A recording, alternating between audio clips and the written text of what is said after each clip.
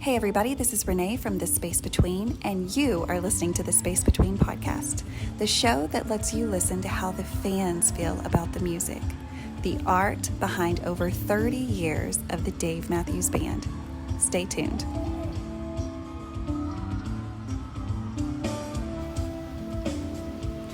Hey guys, welcome to another episode of the Space Between podcast, the podcast where we talk about the fans of the Dave Matthews Band. 2024 brings us into our 33rd year with this band that is making so many people so damn happy. And so each week I bring on fans. And today we have fans. It's either a fan or a fans. Today we have two fans on the show to tell us about their journey with the Dave Matthews Band. So guys, I'm going to let you introduce yourself, tell us who you are, where you guys live, and then we're going to dig into a little bit of your history. So we're going to rewind time and try to remember, like, when is it that you first heard of this Dave Matthews Band? Because we all found it at a different time, most of us, and how we found it was very different. So guys, welcome to the show. Thank you so much for being on today. Yeah, thanks for having us. Thank you for having us. Yes. So I'm Desiree, and I'm from Jonesboro, Tennessee. It's a small town in northeast Tennessee, and it is actually the storytelling capital of the world. No way. We have an international storytelling festival in October every year. So it seems fitting that I'm going to tell my story from Jonesboro. Yes. Maybe I need to come to the storytelling festival. I have a story to tell. Absolutely. It's the story of the fans, but it's still a beautiful story. Yeah. And everybody would love to hear it. I mean, I don't know if everybody would love to hear. Only 35,000 people in general want to hear this story. So that's a very small amount of people. So tell me, who else do we have on here? We have your husband. Hi, John. Hey, I'm John. I'm originally from Richmond, Virginia, and I moved down here in '98 and met that little lady there, and kind of history from there, I guess. Yeah, I want to talk about how you guys met, but tell us when, so rewind your brain, tell us when you first remember ever hearing of this band. John, you go first. Okay, I'll start. I went to school in Southwest Virginia, so I was away from Richmond until about '92. And I got home, and I remember I had this little sampler tape. You know, it has different bands, different songs. Yeah. And it had Jimmy Thing on it. And I didn't remember ever hearing the band, so I played that over and over and over and over. And then I realized my roommate had Remember Two Things.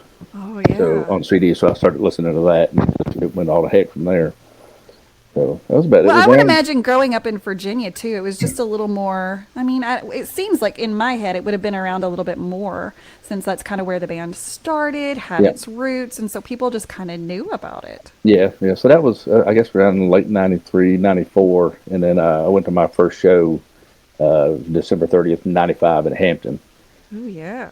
Yeah. And then I was at the Crash release date show in Richmond, April 30th, '96. Oh my goodness. So Jimmy Thing, what was it about it? Do you remember? Like what caught your ears? I don't know, just the groove and the song itself. I like something that's got a good beat to it, and yeah, I don't know, it's just really good, kind of stuck. No, it does. And I mean, even to this day, that's a song that just really gets people amped up. Like, there's never a bad time to play Jimmy Thing. It is one of those songs that's just really, really fun to listen to. Yeah. So Desiree, where in the world did you meet this band? So it was about 1997, I guess. What would you say was playing on the radio? I'm from a small town. We don't get, a lot of popular stuff, but they were playing that one a lot. And that's all I knew of the Dave Matthews Band. Right. And then in 1998, I met John. Let me back up a little bit. Yeah. I had purchased a car, a 1978 Cadillac, for $400 that year. Damn. I was broke. I just needed something that I could drive. As I'm going through it and checking things out, I find an empty, just for context, Crash cassette tape case. No tape in it, just the case. And I was like, I know them, but I don't know any of these songs, because what would you say is not on there? Right. Found that and part of a roach in the back ashtray. The good kind, not the crawly kind. At first I was like a bug, and then I was like, oh no. Yeah. She's not talking about bugs. Right. Then not long after, I met John, and John had a bunch of CDs. This Crash CD here, the Under the Table and Dreaming one, the Remember Two Things. So he Red Rocks really, Live. yeah, he really just played them all. He's like, you got to hear all of this. All of it. You only Yes. know what would you say. Like, You have so much to learn. Oh my gosh, yeah. I was like, wow. So, yeah. Wow. So where did you guys meet? At his work. I was, my mom's ex-husband, my stepdad at the time, was working where he did, and I was sitting on a stool there because I had applied for a job across the street, and just to say, hey, and I hear this guy behind me ask me if I wanted some popcorn. They had a free popcorn machine, and it was John, and he ended up being invited by my parents to supper one night a few weeks later, and we had supper at Mom's. We had spaghetti because we were supposed to have liver and onions, but she's afraid he wouldn't like that, so he made spaghetti. She made spaghetti instead. Safe choice, and, yeah. He stayed a couple hours. We talked, and the rest is history. We've been together since November '98. I love that. So, how fast after you guys met did you know that each other liked the Dave Matthews Band? John, was that something that you kind of like snuck out really quickly? Like, hey, I really like this band, or like, how did that come up in conversation? Oh no, it didn't have to. It was on in the car. Oh, okay. Yeah. You didn't have to bring it up. It was just there all the time. Yeah. I love that. So, you knew one song, and what was like the second song that you really kind of were like, damn, I really have missed a lot when it came to this band? Do you remember what you liked second? Oh man. And it could have just been that you liked the sound, like the way they sounded. I don't know. They were different. If I'm looking at the Crash album, which is probably what he played 1st, and it begins with So Much to Say, and then Two Step. Oh man, I love Two Step too. Two-Step I don't know. They're just all so good. Who knows what grabbed me? There's so many good ones, and we didn't have much. We would just drive around and listen to music. And yes.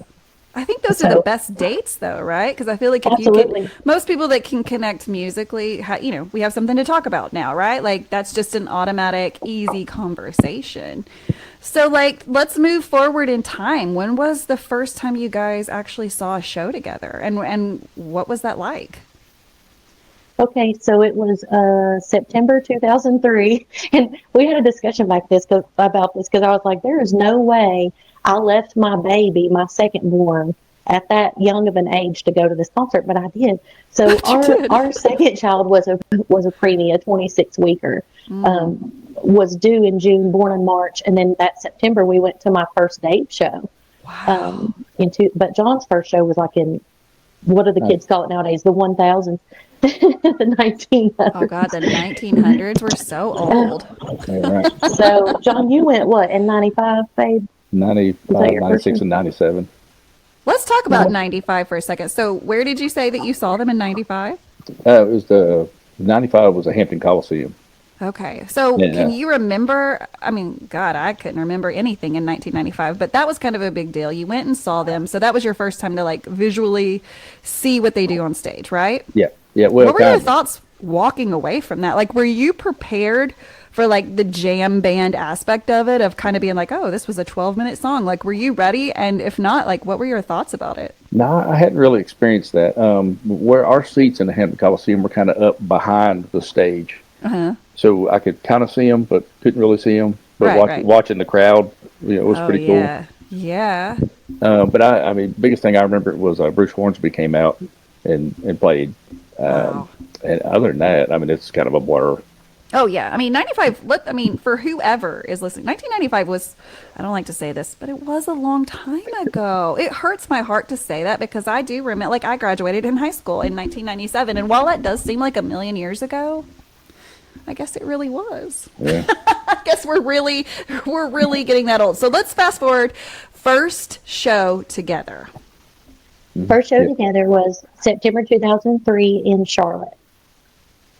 Yeah. So you guys lived where then? Jonesboro. Here in Jonesboro, yeah. So okay. Yeah, Charlotte's about a 3.5 hour drive. Venue. Yeah. Okay, that was going to be my next question. Charlotte is the closest venue, 3.5 hours. Well, that's not terrible though. 3.5 hours. Raleigh's a little bit further, but we like it better because they have tailgating and Charlotte doesn't. Oh yeah, but yeah, we're all out of places that are really drivable now. We've been to venues that are 5-6 hours away, and now we have to fly.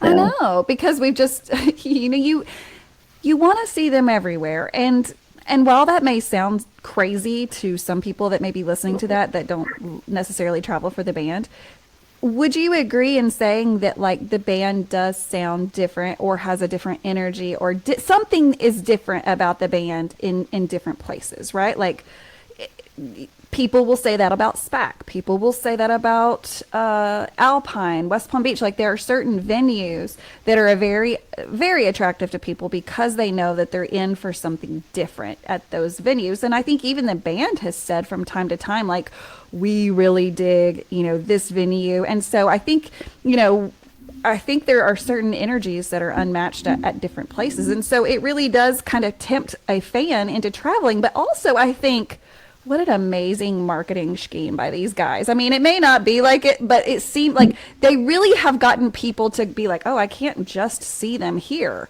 I have to go all around because they're going to sound different. And that sounds crazy, but that's true. Wouldn't you agree with that? Absolutely. Yeah. I was thinking that about Charlottesville. Kind of wanted to go. Yeah, Charlottesville was awesome. Yeah. Oh man, I'm so glad we got to see them at home. I know, that was my first time. And Charlottesville was such a great thing in general for me. Like, obviously the band was amazing. It felt like a homecoming. But also just being in this city where everyone knew who they were. They knew that they were in the city and they were proud of them, right? Like, it was kind of, I can't tell you how many people from just being in different shops and, we're all talking about Dave Matthews. We're all wearing Dave Matthews Band stuff. And this one lady came up to me in a pizza shop and was like, I've never been to a concert before, but I know about them because they have helped out our community so much. So for people to know about the band, not because of their music, but because of what good they're doing in the world, I mean, that just puts a whole different level of like amazingness on this band. I mean, they have been such supporters of so many good causes. They're vocal when it comes to things. They I think on the regular teach love and kindness and inclusion. And so those are some amazing things about the band. So like, what keeps you guys fans? Obviously 1995 was a long time ago. 1997, 98 was a long time ago, whether we want to admit that or not. How in the world are you still a fan of this band? Well, they just keep putting out great music. I mean, every album's got good songs, and I agree. I agree. I mean, that is it. Yeah, going to the shows, meeting new people. Yeah. They are still relevant. No matter what anyone says, they are still relevant. I agree. And I mean, I think proof of that, because you guys were here too, for those of you that have not heard of the music that Dave and Tim put on in Mexico this year in 2024, I guess it was the third night he pulled out the little red guitar and played Shotgun. And he did change up some of those words to stay relevant, right? Instead of TV, he used phone, because we are glued to our phones now instead of TVs. So I think they do try as much as they can to stay relevant. But I think, obviously, like, they are aware that they've been around for ever, right? Like, what do you think about a band that's been able to hold their relevance for we're going into 33 years now. I mean, like, the longevity of that is really kind of unheard of. If we do like a deep dive of music history, there's not just a whole lot of bands that are going to stick out that have done music, right, and not only still performing, because that happens. People go on multiple farewell tours. They're still performing, but for bands that are performing and releasing new music that people are just crazy about, what are your thoughts on that? Like, dude, what is happening? I think we've all grown up together. And that's another thing that keeps me still interested, is maybe a song didn't connect with me in 2003, but then it did in 2013, because life. And some of those, here we go. This is good. I mean, Dave Matthews Band is emotional. It is. Should have warned you. That's okay. I love it. No, just some of those connections, to the lyrics and to life. And yes, it's funny how those songs will come after you. I've said this before, but there was someone that approached me and was like, hey, if you could eliminate one song from their catalog in order to hear another song, what song would you eliminate? And I said, I thought about that for a minute. I was like, okay, surely I'm going to come up with a good answer for that. And I feel like my answer was good for me. I said none of them. I would not eliminate a single song because I never know when that song is coming for me. Just like what you Right. just said. It may have been a song that I knew this whole time and never really just connected emotionally with it for whatever reason. But then, whatever day comes along and you're listening to music and you've maybe been somewhere or done something or have something heavy on your heart or on your mind, and that song comes on and those lyrics are able to like sneak in your ears up to your brain and change everything that was going on. And you're like, where did this come from? I've heard this song a million times and I never have heard it the way I just did. And so y'all probably both have connections to the music like that. Are there any songs that have really kind of come out of the dark, if you will, and said, hey, give me a second chance? I mean, what are some older songs? Obviously, you've listed some, but what are some songs, even some of the newer songs that are just really, really on your heart right now? And that can change from day to day, so that's a hard question. That is a hard question. Oh Lord, I don't know the I answer. To that. know. I know. I don't even know if I could answer that song. That just came out. I was like, what songs are on your heart? What I don't song is know. on my heart? I don't even know. I've thought a lot This about.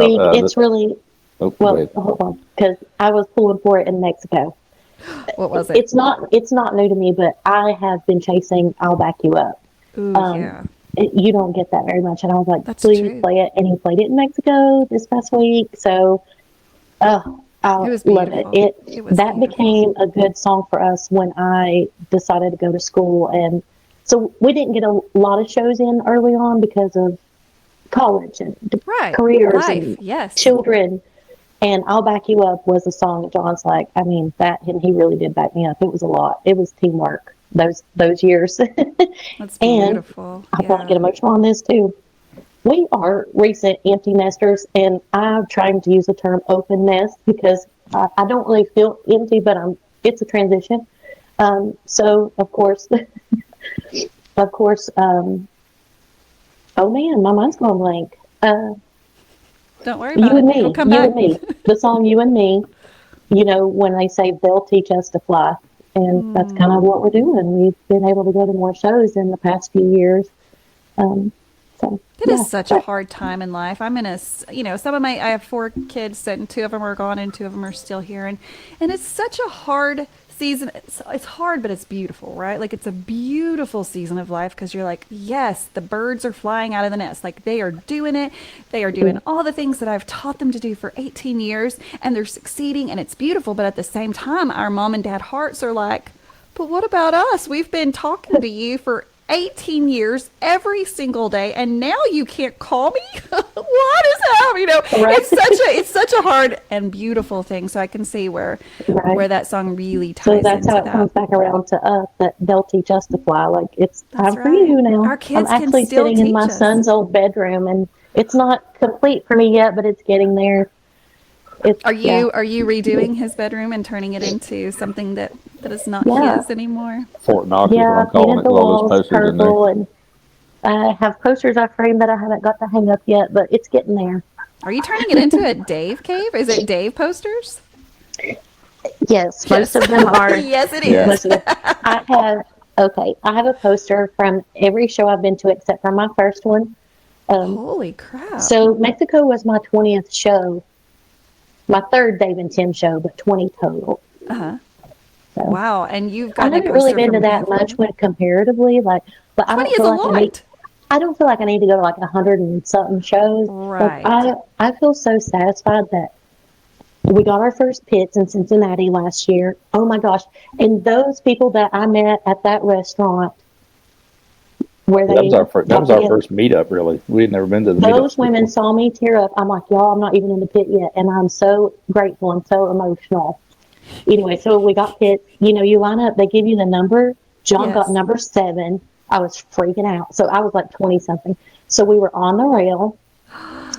And I remember just walking down, like they line you up and they walk you down to the stage. And I can kind of remember somebody in that second line waiting to get in and say, that lady's acting like she's crying. No, I was actually, like, I've never had pits. I've never been that close to the band. Right. I really was just overcome and so excited and grateful. Like, Yes. I can't believe I'm going to be so close to it. And it I was think so that's cool beautiful. to watch. And their stage was low enough, too. And you could just watch, like, Buddy and Carter and, like, everybody so close to you doing their whole thing. It was awesome. So I'm satisfied with that. I got Mexico. We got to go to SPAC. Like, Yes. so I'm like, I may not have a huge number of shows, but I'm like, You've done some, did big Yeah, things in those I feel 20, pretty good about right? it. Because I Yeah. would definitely say that there have been people that have gone to 20 and have never gotten pit. And I am not a pit snob. Like, I do not have to be pit. But if given the opportunity, yeah, and here's why. You can see, and you kind of, I mean, if you're a visual person, I'm a very visual person. Like, that is just, it's what I like to do, is see people and how they do stuff. And that's exactly what you get in the pit, is being able to see, like, the switching of the guitars, them talking to each other, them laughing at each other, whatever the conversation is that they're having. I mean, they do a lot of cutting up on stage. But then for me, I really like seeing how it's all working on stage, right? Because it is such a well-oiled machine. They know exactly what they're doing, but there are definitely times where they're just cutting up, right? They're just having a great time, and I think that that's so much fun to watch, and it's very hard to see that when you're a little further back. So if anyone's listening to this and you've never had the opportunity, I mean, like, you really just need it once. I mean, get it once if you can. The warehouse is tricky. It's tricky to get those. Sometimes you get them and sometimes you don't. But I think no matter where you are at a concert, I mean, there's not really a bad spot. There really is not, except for one venue. And let's talk about SPAC right quick, because I'll go on record. I know I've said it before. If you're going to SPAC and you're in the lawn, good luck seeing the band. It's going to be really tough. Yeah, we got Really lucky. tough. Night two, we were on the lawn, and we had pretty decent seats. Oh, So good. we got in there pretty good. But yeah, I can had see that. no clue what to expect, because everyone talks about SPAC, and rightfully so. It's amazing. It's beautiful. It's a great venue, but it can be tricky, right? Because the lawn, and I don't really know how to describe it, but the lawn is almost kind of behind a building, which is weird. Yeah. It's very weird. And so unless you're very close on the lawn, you can't see the stage because there's walls and screens and a million jillion people.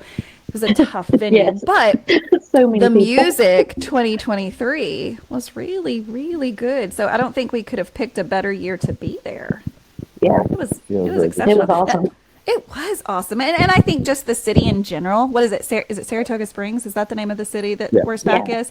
Such a cute little town. Like, it's just like a little quaint, a lot of like old downtown type feel. With horse races that happened to be going on the same weekend as Dave, so it made the city crazy. But I hear that that's pretty common. But it was just such a beautiful place to be. So I think the combination of the way it felt to be there, and then of course the music, but then the people, right? So let's talk about the fans of the Dave Matthews Band. So, like, obviously you talked about just recent, or y'all found the community. It was your first meetup. So what kind of intrigued you guys? What was the conversation before y'all went to this meetup? Like, what attracted you to go to it? There wasn't any talk. She said, "Hey, we're going to this meetup." You didn't get a choice, did you, John? You were like, "Oh, okay, No. we're going." She plans, I go. Yeah, it's a good thing. I think that's probably true. Like, let's go hang out with people before we go to the show and just see. And also, there were other musicians like Rob Messina. Like, I want to see what's going on. I just wanted to know. I like to know things.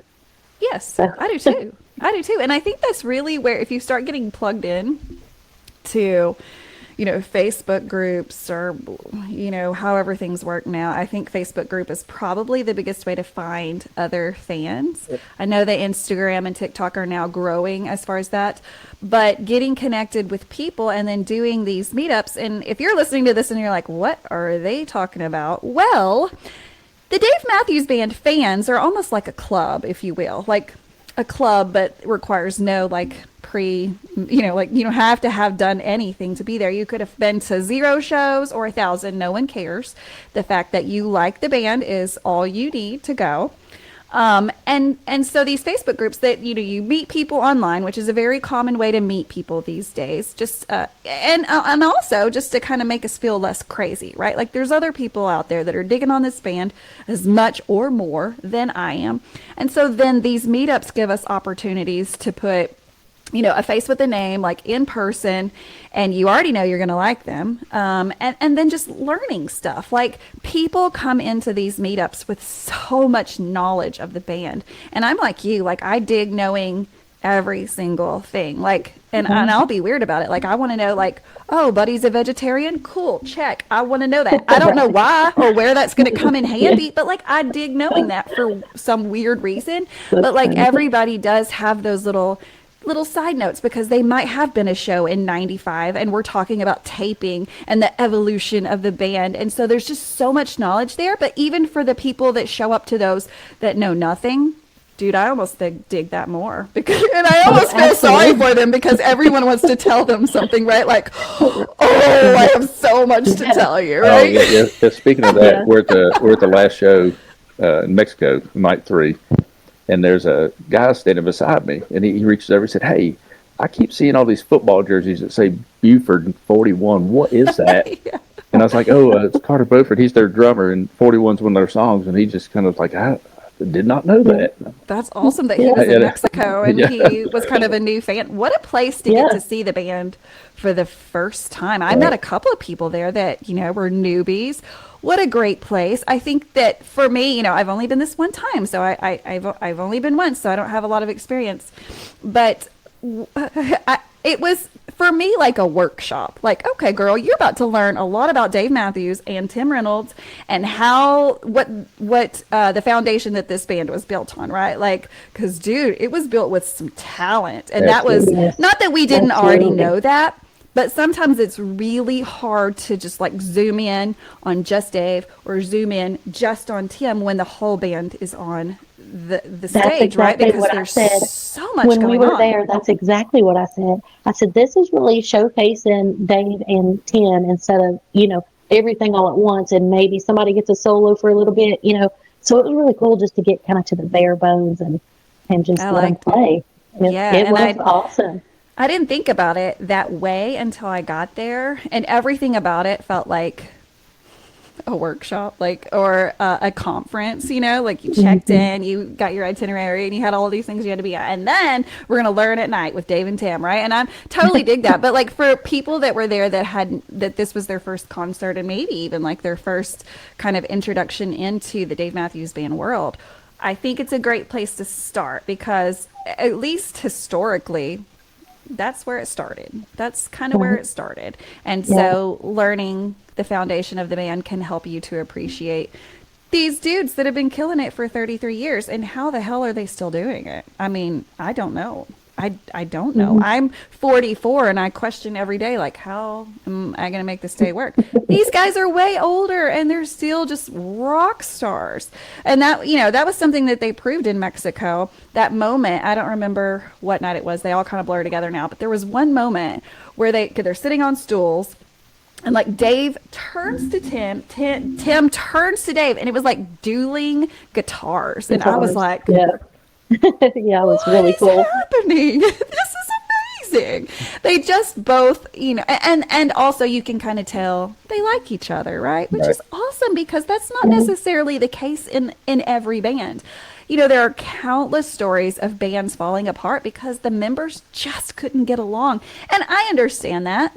Everybody's not for everybody, but these dudes have been doing it. They love each other. And I think that makes it work. It really does. Of course, yeah, it does. Yeah. And that's incredible because you spend that much time with these same people. Right. It's like a family and you're going to have your issues, but they're still doing it. That's so great. Yeah, it's amazing. Yeah, I noticed one thing. So when they were playing the guitars and they would switch, I'd hear some people make a comment like, oh, he's grabbing the whatever. I like to know things, but I don't want to know all the things. Right. I don't need to know what guitar he plays for which songs because I need that surprise and that anticipation.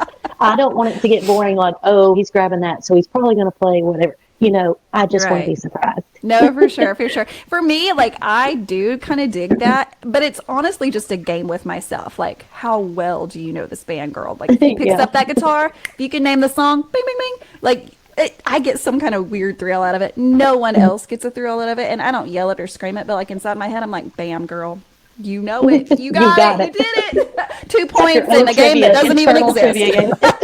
I love it. I'm playing games that don't even exist, but that is me. Okay. So let's talk about your children a little bit more. Obviously, I'm going to guess that the Dave Matthews Band was part of their life growing up. Is that correct? Oh, yes. Absolutely. Oh, yes.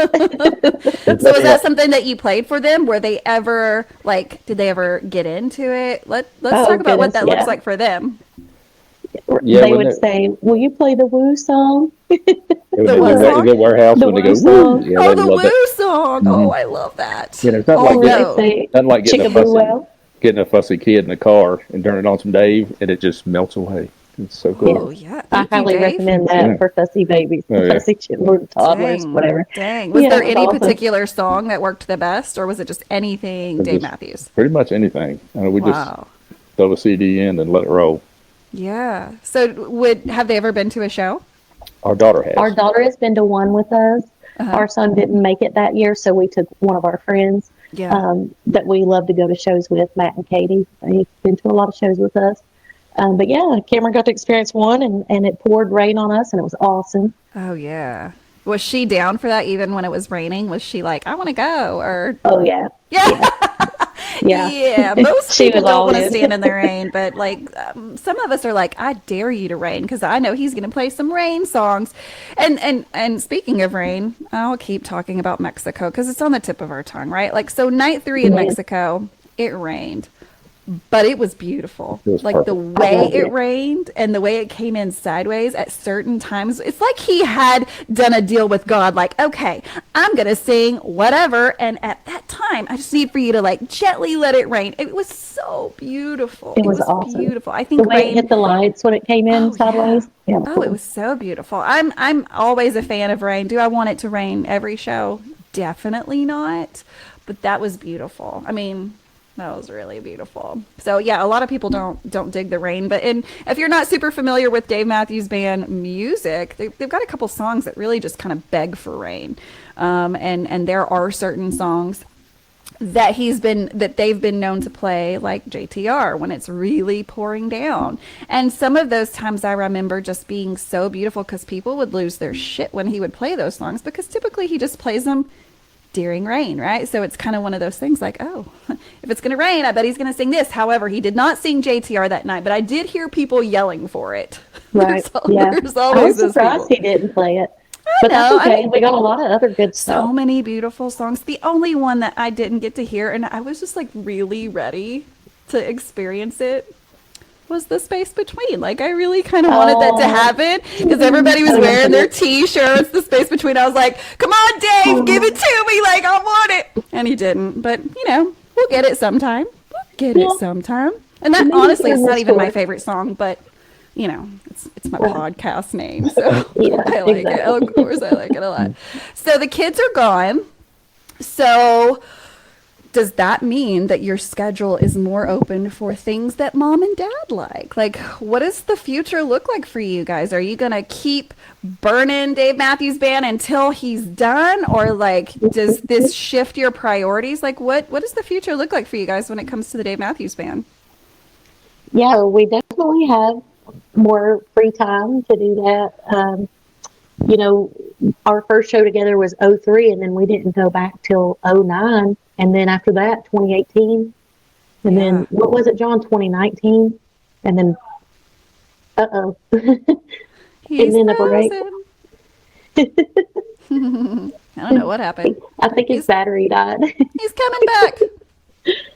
Yeah, I think his battery died. His battery on his computer. And so, No big. We'll wait. We'll let him get plugged in and then to log back in. Poor guy. He's been having all kinds of technical issues. yeah. Oh look. Boom. You know what? We're gonna work this out. We're almost to the end anyways. So guys, if you're not watching this on YouTube, just know that we do I have a YouTube channel. I always like to say we I don't know why. I don't even know. It's the mom in me. I'm inclusive. I have a YouTube channel called The Space Between Podcast, and so that gives you the ability to see our guests and see all the cool posters that people, and I can see you've got some amazing posters behind you. Are there any that you would like to share with us? Because I know you've got some good ones. If you've got 20 posters, I know you got some really except for awesome that ones. first visit to Charlotte. Let me grab the phone and look, pan around. But yeah, so what was I saying about the shows? Oh, I think we increased it. We went to 7 last year, which is crazy to have had them so spread apart, and then be able to go to that many. But you're just in that season of life. Here and there. So yeah, we're in that season. But this year, so we did Mexico. We have Raleigh planned, and then West Palm Beach, and that's all we have planned this year. I'll see you at West Palm. Yay! Because we're doing an Alaskan cruise with our friends, so we are too. We have other things. I love it. We have other things in life, right? That we can't do everything. I mean, Dave is not life. What? No, I totally get you. I have 4 kids, and I am taking off June and July. I've made that commitment to my husband because he was like, "Hey, Renee, I miss you," and I was like, "I love you. I won't go anywhere in June or July." So I am definitely scaling down my year as well, but I will be at West Palm Beach, and we are going on an Alaskan cruise. I'll have to ask you later your info in case we're on the same cruise. That'd be crazy, right? That would be crazy. So what do you got poster wise? Let's see. Yeah. Okay. Maybe I'll go this way. Yeah. What? I have not seen probably any of these, but I'm not a big poster collector, so I don't. Yeah. Ooh, what is that one? That was Chicago last year. Oh, that's great. Yeah, it's so big. Like the Dave Matthews Band is so big on it. So there's just some different ones. Yeah. That's Virginia Beach there. That was kind of crazy. I just got this one. That was my second concert. I was at Vanderbilt in Nashville. And it was very hard for me to find. And this guy happened to be selling it on eBay. And I was like, oh, yay. What? Because I didn't get a poster back then. 09, it was a little different. Oh, there's that cool Stone poster, that song. But yeah, I don't have them on the wall. Oh, there's one from SPAC last year. With the I love that. Yeah. I love that. And you got the foil because it's like, or it looks like a foil. Is it not? Or does it just change colors? Yeah, it's a foil, and my thing, it was so hot. My sweaty hands at the very top, I noticed it. Most people probably don't. Peeled some of it off. Oh, well, so I bet you it's never going to leave your possession. So until our kids sell them all to pay for our nursing home. Absolutely. That's their inheritance. It's an investment. It's ours. Exactly. But I am sentimental to it. Like, I don't get them to make money off of them. No, yeah. It's memories. It is memories, but it is a great way to help, because I think for most part, like, are the rules still the same? Can you get 2 or can you get 1? Oh, I don't know. I just get 1. Okay. Well, there's a lot of people that I know if you can get 2, you get 2. And for so many people, that's helpful because with all the collectors that are out there, they don't care if they were there or not. They may just want that poster because of whoever the artist is, right? Because we do know that certain artists' posters are more valuable than others. And so I think it's great that people are, and that's a controversy. I understand as I'm saying that people don't love the fact that some people buy 2 when they don't need them because the people in the back of the line may not get 1. And I guess I don't have an answer for that, but I think a lot of people are happy with the people that do. You know, there's nothing fair in life, shall I say. There's not going to be enough posters for everyone, period. There's just not. They're limited edition, especially when, you know, they might be a bigger, I'm trying to think of like who the bigger artists are. Oh shit, I've lost my brain. Who's the one with the lady? With the beautiful ladies that are worth so much, and there's only like 2 of them from the Gorge. A Sperry. A Sperry. Now, Sperry's hold their value. They end up being worth more. So people typically buy those and hold on to them, if not sell them later. We know the selling is happening, whether it's right or wrong. I'm not the police of the Dave Matthews Band. However, if the Dave Matthews Band wants to hire me to do that, call me. I'll do it. Call me. So guys, so 2024 West Palm Beach. Have you ever been before? No, never been I haven't before. either. I'm really looking forward Trying to to hit some it. venues we haven't done yet. So Yeah, I think that's the chase now for a lot of us is let's go where we haven't been. Let's and for me just like let's see this country, right? I have really no reason to go to most of these places. I always joke mostly about like Indiana. Let's go to a concert in a cornfield. Well, you know what? That sounds yeah, delightful. I love it. And right. other people may look at that of Yes, like, oh, that's weird, but like where I else think in that the sounds cool world? too. I It's listened so to your great. recent episode where she called it the Field of Dreams. That was like the perfect That's thing, so right? funny. It was Yeah, perfect. maybe But we'll like experience it one day. West Palm Beach, I've always heard that it's magical. I mean, obviously you're on the beach, so we know that that's amazing. But then just a lot of people come in for that venue. It's one of the venues that a lot of people want to be at. So I'm so excited to experience that one. Have you guys ever been to the Gorge before? We No. haven't, and we You were haven't. wanting to do that this year, but we chose the Alaskan cruise Oh, instead. yes. I mean, yes, for sure, for sure. Well, the Gorge This is is. Cosmo, our little dog. Hello, Cosmo. Well, you were just so quiet during this whole thing. So he's He he's did he's well. got a little hoodie on. Does he have a hoodie Yeah, on? that's his little hoodie. Oh my God, I love it He's a so little much. grandpa, aren't you, buddy? Well, I like grandpa dogs. My dogs are older too, and they just got more character, I guess.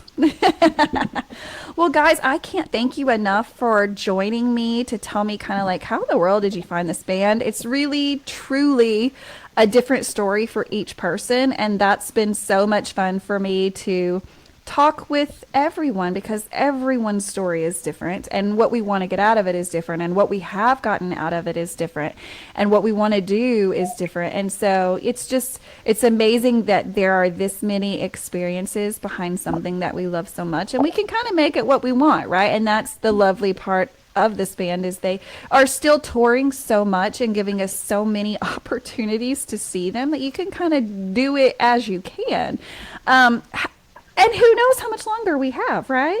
I I don't know. know. 33 It's sad years. to think of. It is But sad. I It is mean, they're sad. like retirement age, so They I are. don't blame them if they don't want to do it anymore. I mean, yeah, like, because, at 65, 55, 56, 65, all the different age ranges that they are, it's so cool that you're a rock star, but then things start happening that like have never happened before, like grandchildren and things that you have to be older to have, and so you don't ever know how you're going to respond to those things until you're actually in that, right? And so Yeah. I'm just so thankful every day that we have them and we have them so much. Their tour, people want to say that the 2024 tour was scaled down just a little bit from 23 or previous years. But I still think that they're doing so much. That's a So, I lot of mean, look, shows. Mexico, Europe, a whole U.S. tour, and who knows, Yeah. there may be a fall tour as well. And so these guys are killing it. They must be in the best physical and mental health that like ever, because it's not an easy gig to live on the road and be in different cities all of the time, and even just the things that Away they from have your to do family. right Yeah, away from that's their a family lot. and hopefully I've heard that the families get to be at shows and stuff from time to time, but I guess they've just never known any different though, right? Because I know at least for Dave, I don't, and Stefan, I don't know about the others, but they all got married after they were in the band, so they were kind of like they knew the lifestyle that they were getting into.